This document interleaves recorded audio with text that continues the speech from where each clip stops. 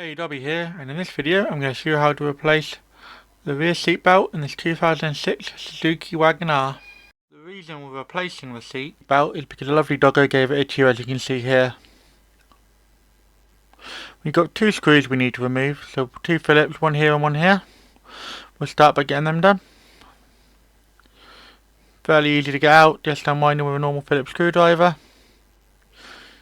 And yeah, they come out relatively quickly and easily, so this is the first one nearly out now.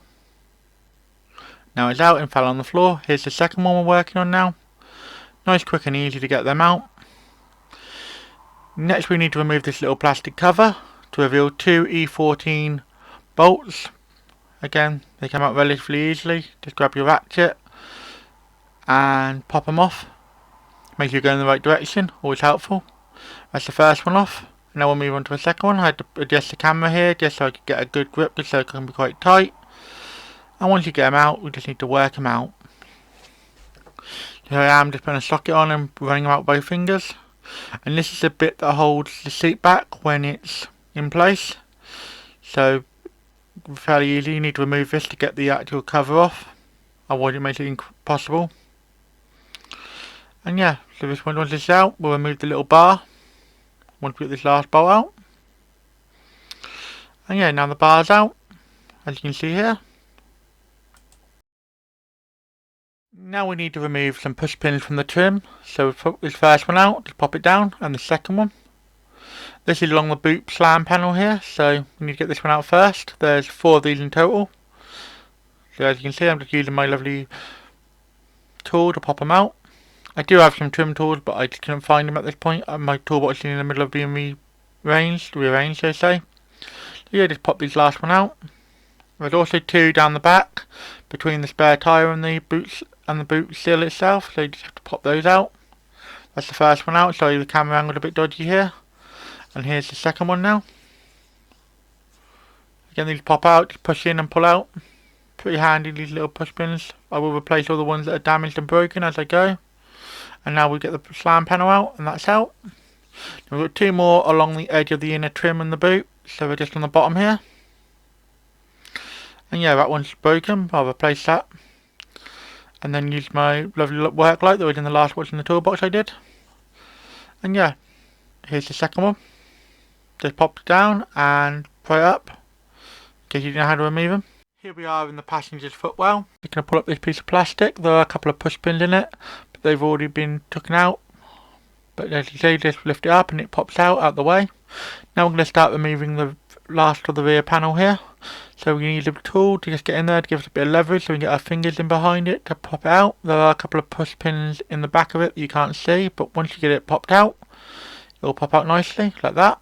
And now we're around the front end by the door opening. And yeah, we just need to run our tool down the edge and get this plastic lip over the lip of the door seal bit here, as you can see me doing here.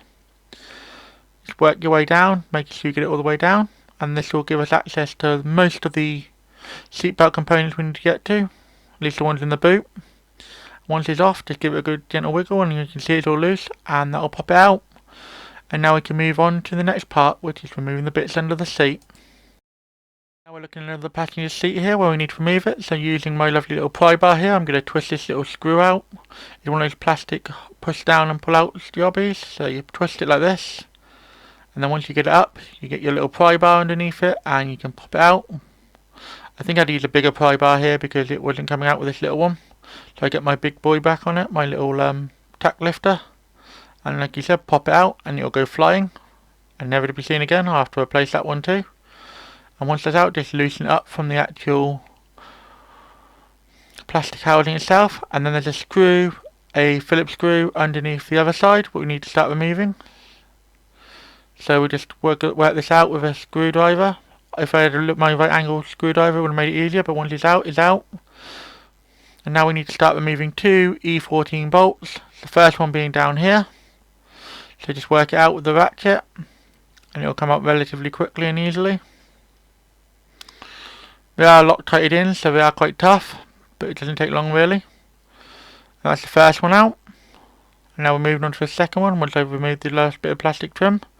This one's quite up in a weird angle, but we will get there in the end with a bit of perseverance to get the right angle on it with the ratchet. And yeah, we just work that one out, and once that's out, we can move on to removing the seatbelt buckle itself. This is the third one, so using a spanner, because there's not much clearance, we'll just loosen it up. This will be easier with a ratcheting spanner. And you can lift the seat up and twist it a bit, and that will give you a bit more space and a bit more clearance, as you can see here. This just sort of hooks into a little hole. And yeah, now we just need to work this bottom bolt out of the seatbelt buckle.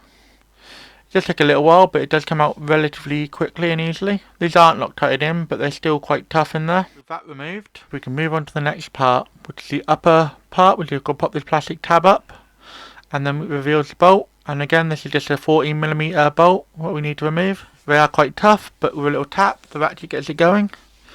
And you just have to work this one out. Again, relatively quickly. Won't be able to reuse this plastic cover, but the kit I got does come with replacement covers for the bolts. Yeah, just work it out, and once it's out, we are done. Now on to the last part of the seatbelt that we need to remove. So this is just another 14mm on the main part of the seatbelt, where it all retracts into. And yeah, like I said, they are quite tough, but with a bit of force and a bit of popping, it will come loose. And yeah, once you get this lovely 14mm out, we'll have the old seatbelt completely removed. It comes out fairly quickly, as you can see. None of this is particularly hard work, it's just fiddly to get all these done. But if you're new to the channel, don't forget to drop a like and subscribe. Every new sub's really welcome. And yeah, now we've nearly got this out. Just a few more little turns and the bolt's out, and we're ready to start reinstalling the new seatbelt.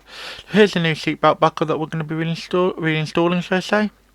So we'll start by winding it in. Always start these by hand if you can. Just position it up to get it in the right spot. And yeah, just start tightening it down. Again, these are still 14mm bolts. Unfortunately, I wasn't able to find any torque specs for these, but I've just put them in as hard as I can to make sure that we get them nice and secure. And yeah, that's that bit in. Now it's time to move on to the upper bolt. And now we're on to the upper bolt. So just start with your fingers as always. And yeah, just tighten it down nice and easily. Again, 14mm bolt. Just start with my fingers until it's in as tight as I can get it. And I'll switch over to my ratchet and tighten it down to a fairly snug consistency. You don't want to over tighten these, but you want them to be as tight as you possibly get them, as you can see. You don't want your seatbelt coming off when you're in an emergency. And now we're on to the final and most difficult bolt, which is the lower one. So you have to start it with your fingers as always. And you have to do it in the order I've done it, otherwise it makes it really difficult and makes it harder. But definitely the easiest way to do it is in the order that I've done it. So once you get this bolt started, we can run it down with our fingers for a little bit. And once it's to a certain point, I got my ratcheting 14mm out and just tightened it down even further. And I'm going to use this down until we're nearly at the point where I want to use a normal spanner to make sure it's got enough final torque on it. And yeah, this part is almost done, and that's the seat belt itself reinstalled. Now we've got to put everything back together. So starting with the seat bracket, drop it down, and then line it up, and then we've got to put the two E14s back in. Once we're sure it's all in line. So the first one at the top one we're going to put in. Again, as you can see, just starting it by hand, and then we move on to the ratchet with a bendy extension on it. Just makes it a bit easier than trying to fight the under the seat. But yeah, we're just working it in nice and tight, as you can see here from this angle. Get a nice good view of it going in. And yeah, once we get it down to a certain tightness, we'll tighten it down further, and now we're moving on to the bottom one. Again, just work it down with your E14 and get it nice and tight. Again, these were Loctited in, I've reapplied some Loctite to them just to make sure it's in. I wish I could have found some torque specs, but I couldn't. Now we're going to put the plastic covers back on, starting with the inner one. So it just popped back into place. Pull the seat back out of the way and get the outer one back in. As you can see, again the seat back moved back, but here we are. And we've got to put that little tiny screw that came out in the beginning. So as you can see, here I am putting the screw in. Again, this is just a Phillips number 2, just goes in nice and easy. I wish I'd got my ratcheting right angle driver. This made this so much quicker and easier, but I didn't think about it until later.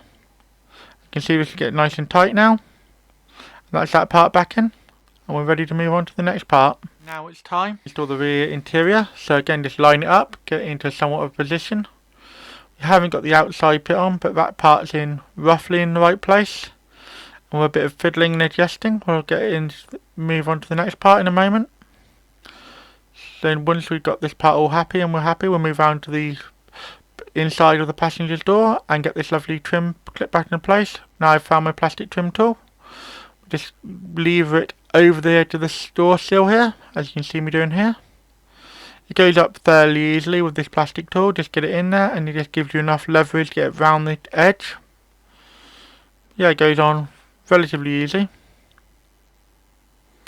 The top part is the most difficult, where the rubber sill is as well. As you can see, just get it in there, give myself a bit of leverage, and pops on just like that. Once we're secure, nice and happy with it being secure, we'll move on to the next part, which is reinstalling the push pins.